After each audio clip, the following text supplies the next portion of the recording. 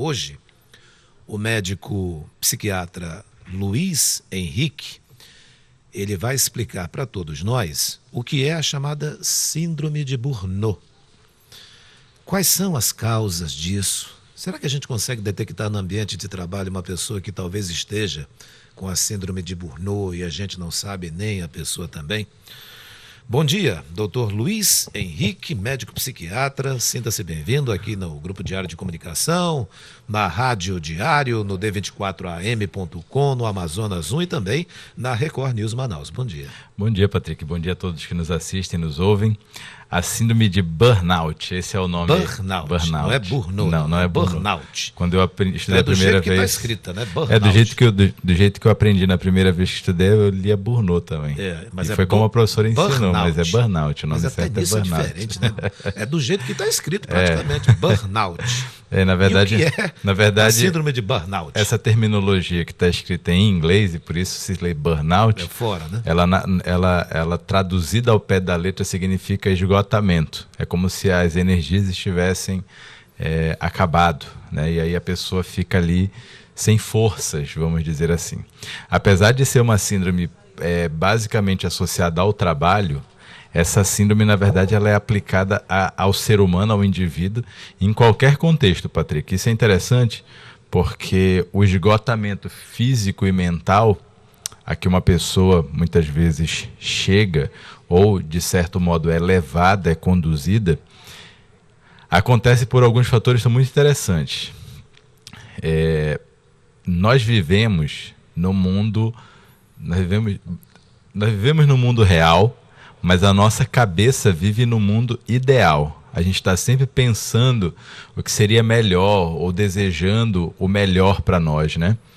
E nessa expectativa de alcançar o melhor, nós meio que vamos deixando a nossa realidade de lado e muitas vezes assumindo uma falsa realidade. O que eu estou querendo dizer? Pessoas que sonham demais e vivem de menos, vamos dizer assim. Isso. O mundo ele não depende basicamente, as realizações do mundo não dependem basicamente da nossa vontade, do nosso desejo, do nosso interesse. Apesar dessa frase ser popularizada, é só querer que você consegue, isso não é bem uma verdade, né? Nós precisamos entender que existem outros fatores na vida que influenciam tanto o nosso bem-estar como o nosso mal-estar, as nossas conquistas como as nossas derrotas, as nossas relações de um modo geral com o ser e com as coisas, elas não são definidas pura e simplesmente pelo nosso desejo e pela nossa vontade. Aí vem uma coisa que acontece chamada frustração. Então o indivíduo que vive no mundo real, ele se depara com a realidade do mundo, e essa realidade é conflitante com o seu mundo ideal, ou aquele mundo desejado, ele se frustra. A tendência e aí eu falei ainda agora que não era só no trabalho, né? Num relacionamento afetivo, por exemplo, a pessoa se casa e aí depois de um tempo ela começa, peraí, mas não era isso que eu queria, ou não era isso que eu desejava. Aí ela começa a ter um comportamento com o outro, que é em geral mais agressivo. Agressão também? Mais agressivo, mais irritadiço, de rejeição, desprezo. Agora, é possível a gente, por exemplo, compreender essas características, seja no colega de trabalho, seja no ambiente em casa? Quais são essas características de quem já está com essa síndrome de burnout? É uma pessoa que está o tempo inteiro reclamando da sua condição. Ela está sempre insatisfeita, ela demonstra isso. É difícil para a pessoa já com a síndrome instalada, né? Já com as características da síndrome instaladas, é difícil para o indivíduo esconder. Então ele vai ser sempre aquele que vai arranjar uma desculpa para não participar de alguma atividade junto com o grupo do trabalho, ou mesmo na família, né? Ele começa a evitar determinadas pessoas, ele começa a não aceitar mais convites, ou mesmo reagir de maneira mais ou menos desprezível, né, com relação às pessoas que o cercam.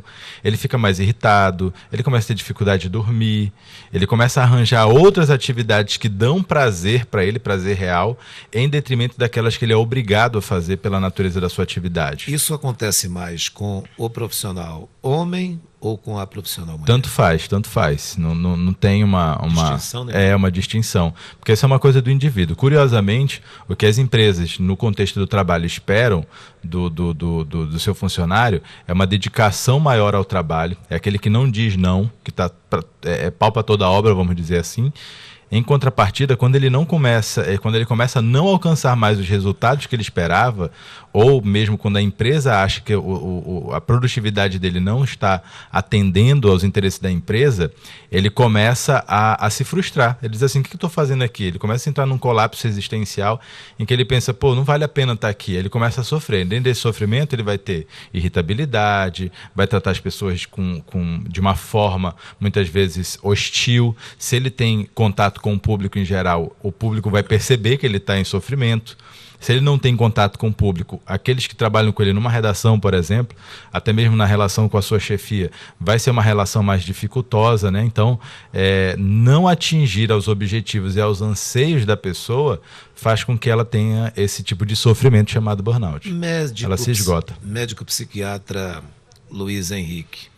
A pessoa nasce com isso ou adquire isso? Na verdade, a gente nem considera isso uma nosologia específica. A gente não trata a síndrome de burnout como uma doença específica, né?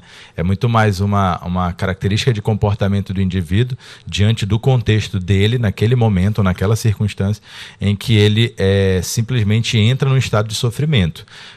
Pessoas que têm depressão, ou pessoas que têm transtorno de ansiedade generalizada, por exemplo, ou que têm transtorno bipolar, ou tem algum outro tipo de transtorno psiquiátrico por trás, ela tem uma chance maior de desenvolver essa síndrome, justamente porque as emoções dela já estão alteradas pela doença, ou por essa outra doença. E tem mais tratamento? Fácil. Tem tratamento. A característica básica desse transtorno é uma característica psicológica, ou seja, é o modo de encarar, é o modo de ver a situação em que o indivíduo se encontra. Então, se ele muda o ponto de vista dele a respeito daquela situação, muda o mundo dele. Óbvio, como eu falei, se a pessoa tiver um transtorno mental por trás, seja depressão, seja transtorno de ansiedade, o foco do tratamento vai ser essa condição. Tratando isso, a tendência dele é se sentir menos sobrecarregado, se sentir mais feliz e satisfeito no ambiente que está. Agora, se não tiver essa outra condição, né, a condição da doença mental, as psicoterapias são os recursos mais indicados. É certo afirmar, por exemplo, que uma das causas principais da síndrome de burnout seria o excesso de trabalho? Sim, a gente pode considerar isso sim, no contexto do trabalho, né? Mas não só isso, como eu falei ainda há pouco, é uma questão do ponto de vista. Eu me lembro de uma entrevista de uma professora de uma escola do Piauí, e aquela escola que é referência nacional, onde os meninos sempre passam no Enem, maiores notas, é uma escola modelo e tal. E essa professora sendo entrevistada, eu estou usando o professor porque é um dos grupos que sofre muito de burnout. E essa professora sendo entrevistada, perguntaram a ela como ela conseguia um resultado tão bom com os alunos. E ela foi contar a história, a rotina dela de trabalho. 6 da manhã estava numa escola, no horário do almoço se alimentava, em seguida ia para uma outra escola. Por volta das 5, 6 da tarde ela terminava o turno de estudo dela, fazia uma refeição rápida ali, reunia os alunos que tinham interesse de estudar com ela e ela ficava até 2 da manhã, às vezes 3 da manhã, estudando para esses meninos passarem no vestibular. Para 6 da manhã repetir toda essa... 6 da manhã repetir tudo. E isso era o ano inteiro. Aí a pergunta é, por que uma mulher que se dedica voluntariamente, sem ganhar nada, do ponto de vista financeiro, a mais, o Estado não pagava, a Prefeitura não pagava para ela dar essa aula de reforço para os alunos, conseguia passar o ano inteiro e não se esgotava? E ela deu a resposta logo em seguida. O resultado é o meu combustível. Ver essas crianças sendo aprovadas no vestibular, todas elas realizando os seus sonhos, isso é o que me motiva a estar aqui. Agora imaginemos o contrário, Patrick, se ela não conseguisse um bom resultado, se ela tivesse dificuldade de alcançar os desejos dela e as crianças de alcançarem os desejos delas também, logo estaria todo mundo frustrado, ela já se sentiria cansada, sobrecarregada e talvez nem desse continuidade no serviço que ela fazia. O senhor falou de que os professores estão aí entre as profissões mais susceptíveis a essa síndrome de burnout. Quais as outras? O médico, enfermeiro, fisioterapeuta, policial, bombeiro. Em geral, são as profissões que têm contato direto com o público, né? Com o público-alvo, vamos dizer assim. Justamente por quê? Porque lidar com pessoas não é uma matemática cartesiana, né? Eu vou fazer, a pessoa vai gostar, vai ficar satisfeita, vai me agradecer e eu vou ficar ali feliz com o que eu faço, né? Não é assim. O senhor já tratou pessoas com essa síndrome aqui em Manaus? Já, muitas.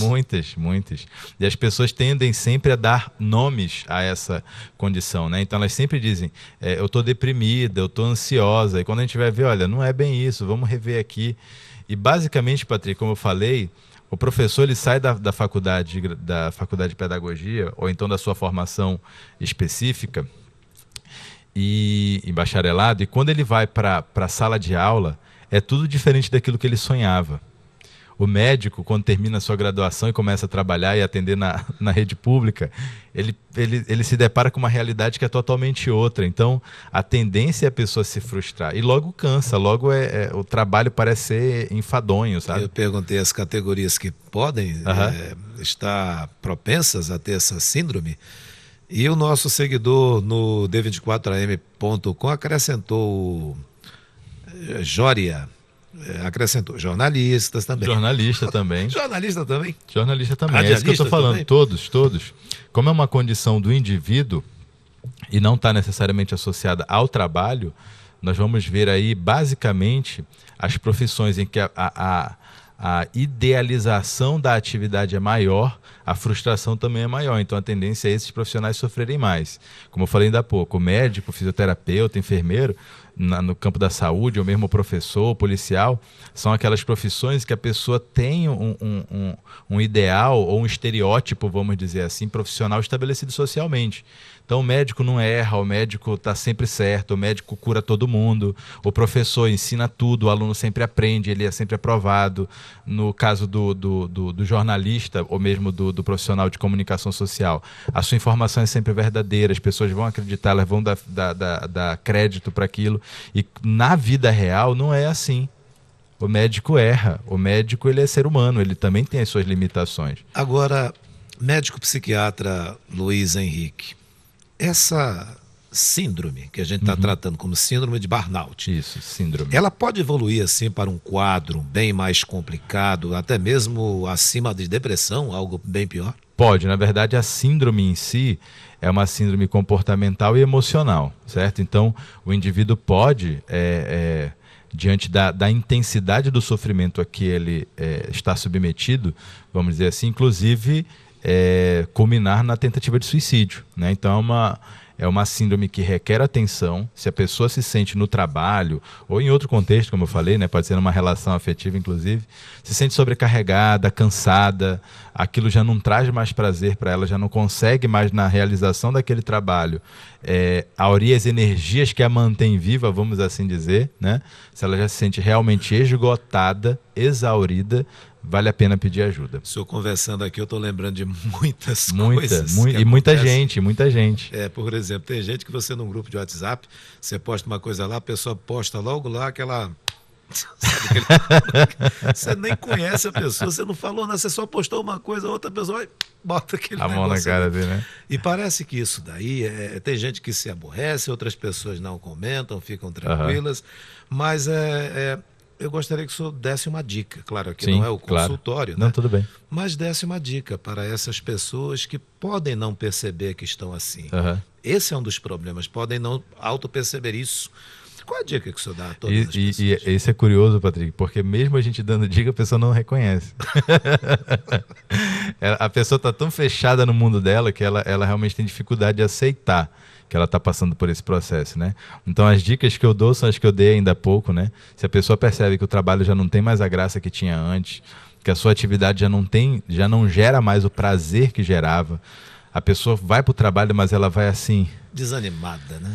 Bora lá, mais um dia. Tipo assim, matando um leão para sair de casa, para chegar no trabalho.